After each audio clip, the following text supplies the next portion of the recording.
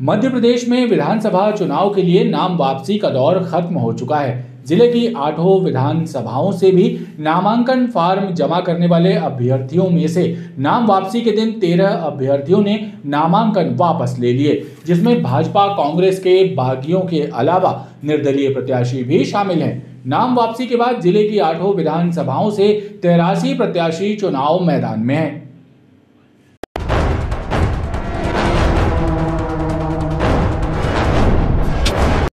मध्य प्रदेश में होने वाले विधानसभा चुनाव के लिए गुरुवार को उम्मीदवारों की नाम वापसी का समय समाप्त हो गया।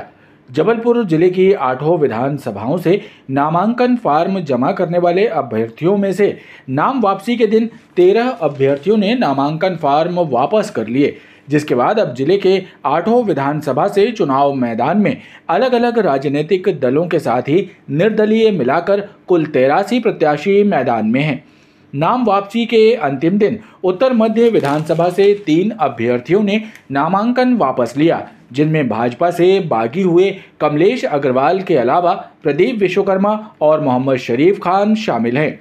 वहीं पूर्व विधानसभा से कांग्रेस के बागी हुए राम सिंह जाट ने नामांकन पत्र वापस लिया।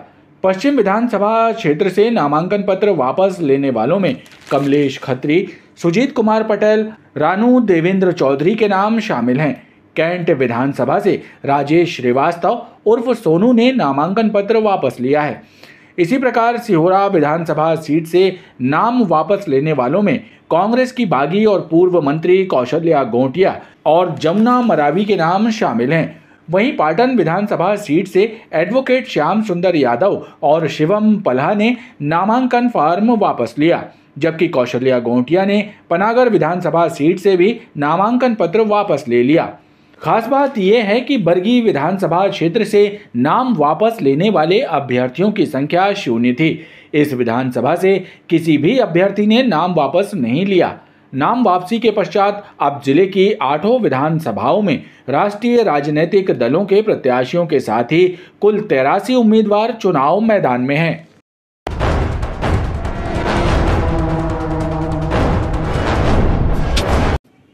जवाहरलाल नेहरू कृषि विश्वविद्यालय परिसर में आगामी 3 दिसंबर को 8 विधानसभाओं में हुए मतदान की मतगणना का कार्य किया जाएगा, जिसके मद्देनजर कृषि विश्वविद्यालय में मतगणना स्थल और स्ट्रांग रूम की सुरक्षा के पुख्ता इंतजाम किए जा रहे हैं। जिला निर्वाचन अधिकारी के निर्देश पर इस बार जिले की 8 विधानसभा क्षेत्रों की मतगणना कृषि विश्वविद्यालय में होगी, जिसके मद्देनजर कृषि विश्वविद्यालय में मतगणना स्थल और स्ट्रांग रूम की सुरक्षा के इंतजाम किए जा रहे हैं।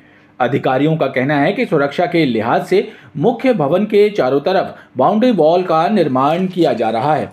साथ ही मुख्य भवन के प्रवेश द्वार को लोहे की 12 mm की सरियों से कवर किया गया है, जहां वर्तमान में 1-4 की गार्ड तैनात है।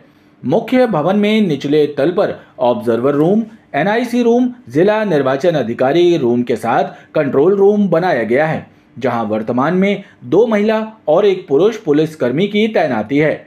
मुख्य भवन के दूसरी मंजिल पर स्ट्रांग रूम बनाया गया है। स्ट्रांग रूम को 8 भागों में बांटा गया है, जहां जिले की 8 विधानसभा की मतदान पेटियों को रखा जाएगा। वर्तमान में स्ट्रांग रूम की सुरक्षा में SAF की 1-4 की गार्ड की तैनाती की गई है। इसके साथ पूरे परिसर की गतिविधियों पर CCTV कैमरे से निगरानी रखी जा रही है। पूरे परिसर में 75 कैमरे लगाए गए हैं, जिनकी संख्या में बढ़ोतरी हो सकती है। यहाँ पे स्ट्रांग रूम पहले बनाया गया, स्ट्रांग रूम पूरा है और यहाँ पे गार्ड लगी है। स्ट्रांग रूम में 10 आदमियों की गार्ड लगी हुई है यहाँ पे। और ये साइड में डोम बन रहे हैं सामान वितरण के लिए। साइड में डोम बनाया जा रहा है, बैक में डोम बनेगा। सुरक्षा के अंदाज से स्टेयर में ही अपन ने पूरा 12 mm 16 mm की रॉड से ग्रिल लगा के गेट लगाया गया है और डबल प्रोटेक्शन किया गया है। नीचे भी डबल प्रोटेक्शन है। और कैमरे कितने लगेंगे आप? कैमरे एट प्रेजेंट 71 कैमरे चालू हैं, 71 कैमरे चालू हैं और जैसे अभी जरूरत पड़ेगी तभी उन लोग लगाते जा रहे हैं। अभी पूरे कैमरे नहीं लगे हैं। लोकतंत्र के महापर्व मध्य प्रदेश विधानसभा चुनाव 2023 की निष्पक्षता बरकरार रखने के लिए निर्वाचन अधिकारी के निर्देश पर सुरक्षा के पुख्ता इंतजाम किए जा रहे हैं। कर्मचारी भविष्य निधि संगठन का 71वां स्थापना दिवस 1 नवंबर को मनाया गया। इस दौरान कर्मचारियों ने एक से बढ़कर एक सांस्कृतिक प्रस्तुतियां दी। वहीं उत्कृष्ट कार्य करने वाले कर्मचारियों को पुरस्कृत भी किया गया। विश्व के सबसे बड़े सामाजिक सुरक्षा संगठन के रूप में कार्यरत कर्मचारी भविष्य निधि संगठन का 71वां स्थापना दिवस धूमधाम के साथ मनाया गया।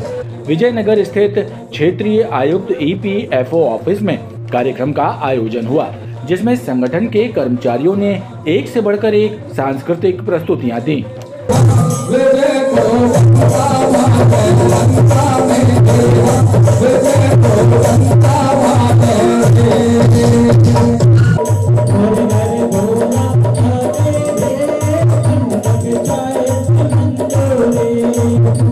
कर्मचारी भविष्य निधि संगठन के 72वें स्थापना दिवस के अवसर पर मैं क्षेत्रीय कार्यालय जबलपुर के सभी अधिकारियों और कर्मचारियों को बहुत बहुत बधाई देता हूं। साथ ही मैं बधाई देता हूं क्षेत्रीय कार्यालय जबलपुर के अंतर्गत आने वाले सभी नियोक्ताओं को, सभी भविष्य निधि अंशधारकों को और पेंशनर्स को।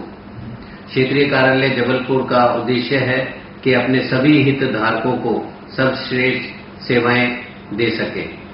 पिछले 1 साल में क्षेत्रीय कार्यालय जबलपुर ने सभी क्षेत्रों में बहुत ही अच्छी प्रगति की है, विशेषकर सेवा क्षेत्र में। अगर हम बात करें क्लेम सेटलमेंट की, तो क्लेम सेटलमेंट में क्षेत्रीय कार्यालय जबलपुर ने लगभग सभी दावे 7 दिनों के अंदर करने का अपना रिकॉर्ड बरकरार रखा है।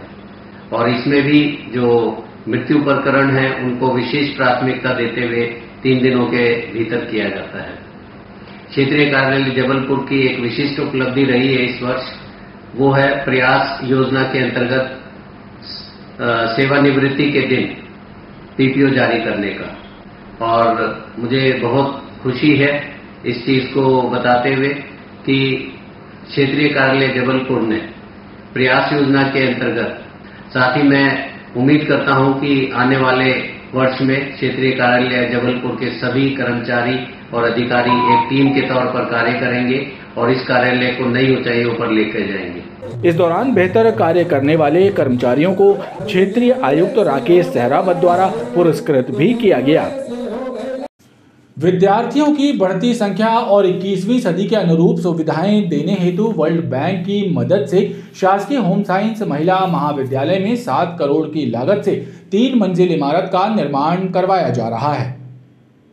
शासकीय महिला महाविद्यालय में छात्राओं को 21वीं सदी के अनुरूप हाईटेक शिक्षण व्यवस्था प्रदान करने के उद्देश्य से वर्ल्ड बैंक की सहायता से महाविद्यालय में लगभग 7 करोड़ की लागत से 3 मंजिला इमारत का निर्माण किया जा रहा है। महाविद्यालय की प्राचार्य का कहना है कि इस निर्माणाधीन इमारत में 12 क्लासेस के साथ physics lab, botany lab, zoology और कंप्यूटर लैब भी बनाया जाएगा। यहाँ छात्राएं 21वीं सदी के उपकरणों के साथ शिक्षा हासिल कर सकेंगी। ये इस बिल्डिंग में 12 क्लासरूम, साथ ही साथ lab, botany lab, computer lab, chemistry lab, physics lab एवं जूलॉजी लैब बन रहे हैं। इससे छात्राओं को बहुत ही अच्छी सुविधाएं प्राप्त होंगी।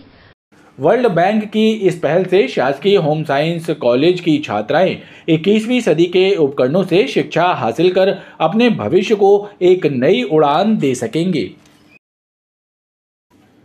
दमोह नाका से रद्दी चौकी के बीच स्थित गोहलपुर नाले पर बना पुल बेहद संकीर्ण होने के कारण जाम और दुर्घटना का कारण बन रहा है। सफाई न होने के कारण नाले से बदबू आ रही है, जो स्थानीय लोगों की परेशानी का सबब बनी हुई है।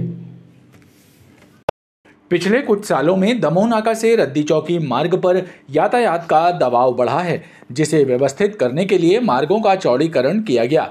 लेकिन इसी मार्ग पर गोहलपुर थाने पर बना पुल दशकों से चौड़ीकरण की राह देख रहा है। पुल संकीर्ण होने के कारण रोजाना यहां लंबा जाम लगता है, साथ ही आए दिन लोग दुर्घटनाओं का शिकार होकर घायल हो रहे हैं।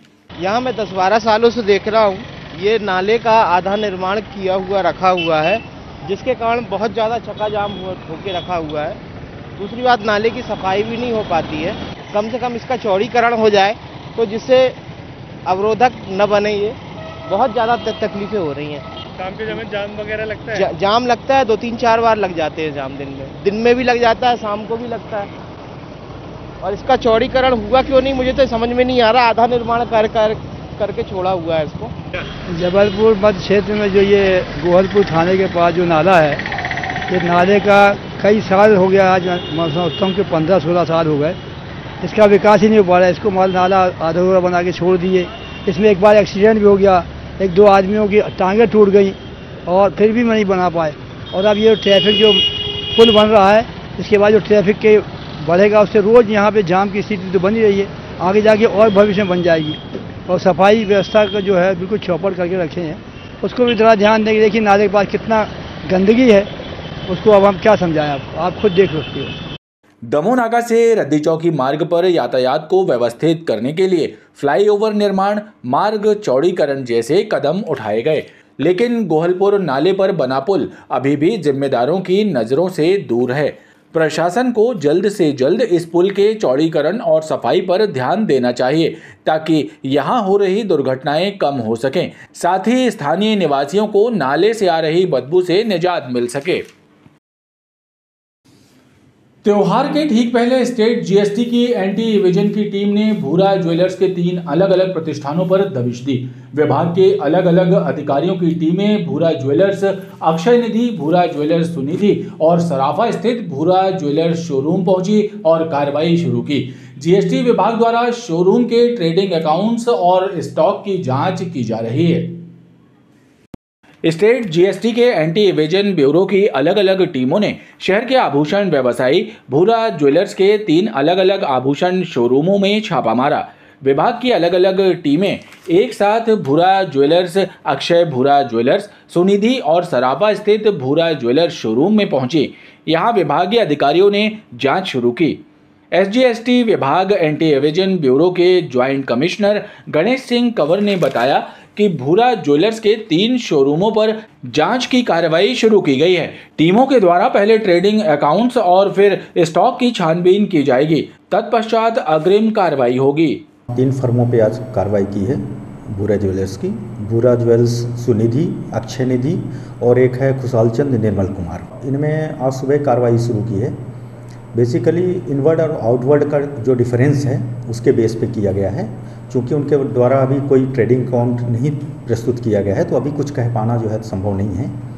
उनके द्वारा ट्रेडिंग अकाउंट प्रस्तुत किया जाएगा, फिर कैलकुलेशन करके कुछ बता पाएंगे। अभी उनके द्वारा जो मेन प्रस्तुत किया जाता है जब भी कोई रेट होती है, तो ट्रेडिंग अकाउंट कि आपका ट्रेडिंग अकाउंट में कितना अमाउंट है, उसके आधार पे फिर उसके बाद स्टॉक की गणना होती है।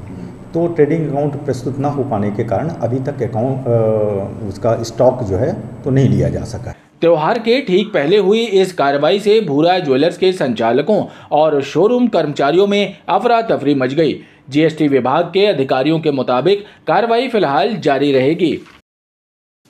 जीआरपी मदन महल की टीम ने उत्तर प्रदेश बॉर्डर से एक चोर को गिरफ्तार किया है। पुलिस की माने तो आरोपी ने ट्रेनों में सफर करने वाले यात्रियों के कीमती सामान पर हाथ साफ किया था।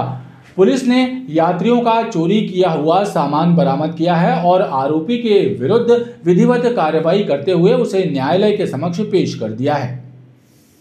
ट्रेनों में चोरी की वारदात को अंजाम देने वाले एक शातिर चोर रवि कोल को जीआरपी मदन महल की police team Uttar Pradesh border से गिरफ्तार करके लाई है। इससे अलग अलग चोरियों का खुलासा हुआ है। पुलिस ने इससे यात्रियों का चोरी किया हुआ कीमती सामान बरामद करते हुए आरोपी के विरुद्ध वैधानिक कार्रवाई कर उसे न्यायालय के समक्ष पेश कर दिया है। इसका लोकेशन हमको मिला, जो हम लोग ने जाके इससे माल बरामद किया है। फरियादी का पूरा माल बरामद हो गया है और एक अन्य अपराध में भी इसने अपने जुर्म स्वीकार किया, जिसका हमको उसका भी मतरूका हमको मिला है। वो जो महिला थी, रांची निवासी एक महिला की रिपोर्ट थी, जो उसने 28 तारीख को रिपोर्ट की थी 8वें महीने में। तो ये हमने उसका भी माल, सोने का टॉप्स और उसका पर्स, फोटो, आधार कार्ड, ये हमने जब्त किया है। पुलिस आरोपी के पुराने आपराधिक रिकॉर्डों की भी जानकारी हासिल कर रही है।